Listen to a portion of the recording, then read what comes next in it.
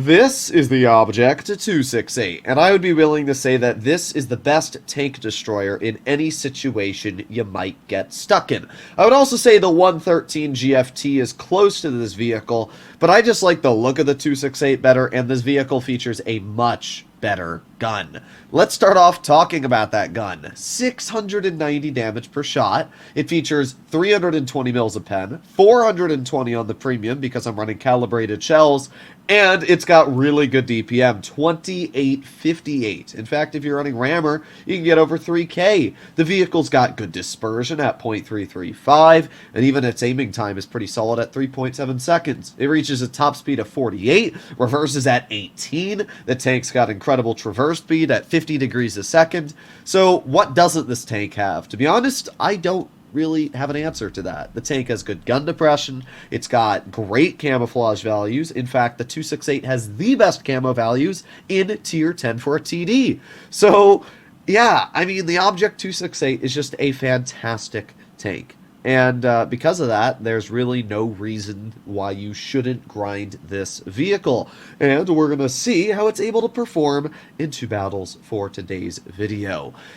When tanks like this exist, it makes you wonder why you'd ever play something like the Grill. And don't get me wrong, I find the Grill fun in short bursts of periods. Like, I'll play it, and occasionally I'll have a very fun battle when the gun works, and I don't get nuked because people don't focus me, and maybe I'm on a map like Castilla where I can sit at the back and farm.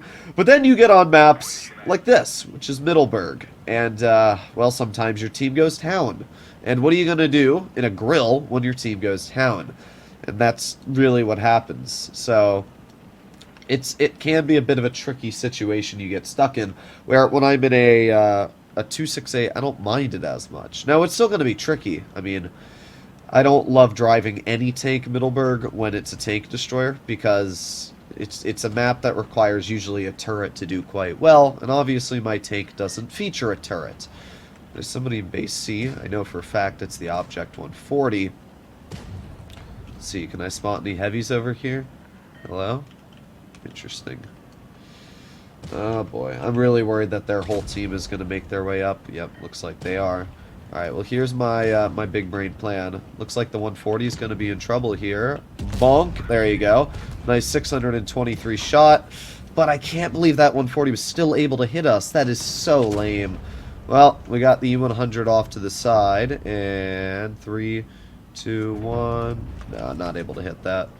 But that's okay. I got the 140 killed, which alone is actually pretty big. We did lose some health for it, but you kind of have to lose health when you're playing, as I said, on Middleburg. It's just not a good map for a turretless tank. So we got the Progetto spotted in the back. We're going to chill right here. We're going to see what they do. Come on, poke it again. Come on. There you go. 742 shell into the prog. And I don't think he enjoyed that, to be honest. I don't think he enjoyed that even slightly. I mean, that was a big bonking. Alright, we got the E3, who just got slapped. We're going to move on up, and we're going to see what we can do. Let's chill right here. Yeah, there you go. 714 damage shell right into the Progetto turret, which now made him a one-shot for literally everybody on our team. Alright, well, let's aim it on the back of the STB, possibly. At this point, though, I'm just going to drive on over and see if I can bonk the enemy E3. Hello, good sir. How are you doing? Bonk. 665 shot into his tank. And there you go, that was an okay game. I mean, it wasn't anything insane, but the fact that we were able to get out 2,700 damage on Middleburg Hill in a tank with no turret and bonk the mediums shows how the 268 can be very dangerous. If I was in a Grill, this would have been a wash of a battle. I might have been able to deal 2k, but it would have been such a painful experience having to poke and maneuver my way around the mediums. With the 268, I just bleed a bit of health. I'm able to outtrade them and do top on the team. So, not a bad result at all. And as you can see, our whole team did well. So, it's not even like I'm disappointed we didn't get 3k damage out. So, let's do another battle, and we'll see if the 268 can perform just as well. Oh boy, another map that's not good for tank destroyers. Thank you, Wargaming. I love playing on Nube. Oh well. Nube again. Great map if you're in a heavy, if you're in a hull down medium, but if you're in a tank destroyer, I'm not going to say it's bad, but it's definitely not good. Now, judging that we have a no camo E5 and the rest of our team's a bunch of heavily armored vehicles, it's almost guaranteed everybody on our team is going to head towards town. We are going to use the pretty good mobility we have to make our way into the front line and hopefully get an early game shot off. So let's do that right now. Full speed ahead. Now I got two options. I can look on this crossing here, or I can do what I normally like to do, which is cross over here, aim it on the 100, and miss him. Well, at least we didn't bleed any health. That's always a good thing. But I was hoping that that shell would smack right into his track wheel. All right, well, it's fine. We're gonna aim right here for now. People love to do this crossing, and look at that. We were correct. 679 HP, and we get a bounce. Yeah, people love to poke that spot, and I love to pre-aim this spot, because when people cross it, guess what? I get a free chunk of damage out. It's also a really good position to just hide your weak spots at, but with the 100 kind of in the open here, wonder if we can drive up here, and you'll show me his turret. Actually, I don't even think he needs to. At this point, we can aim it on... Oh. Bye-bye. Not sure what that minnow was thinking, but clearly he wasn't thinking, because that player just killed himself. Alright, well, let's put on our adrenaline, and...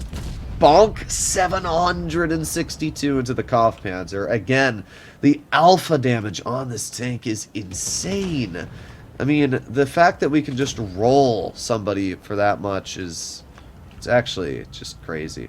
Alright, let's see. Let's see if that E100 is going to poke. He does, and there you go.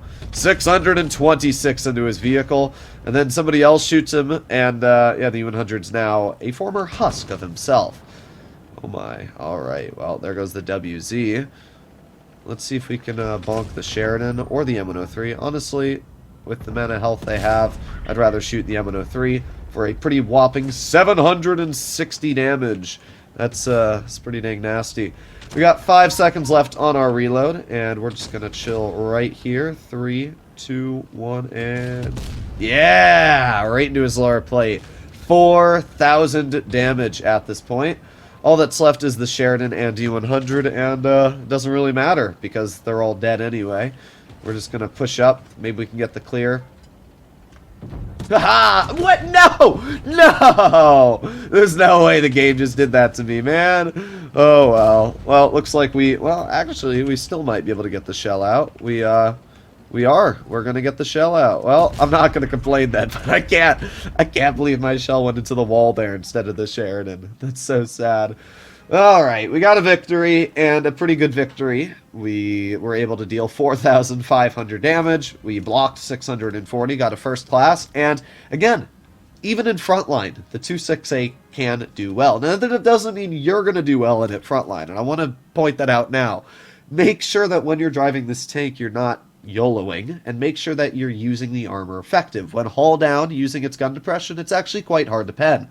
And you saw that there. And the gun's great, but I wouldn't recommend just frontlining in most situations. But sometimes when you're on a map like a Nube, and you see the enemies as bad as that team, then yes, you can play and take advantage of that. So hopefully you enjoyed today's video. I think the 268's fantastic, and I'll see you all in the next one. Bye-bye.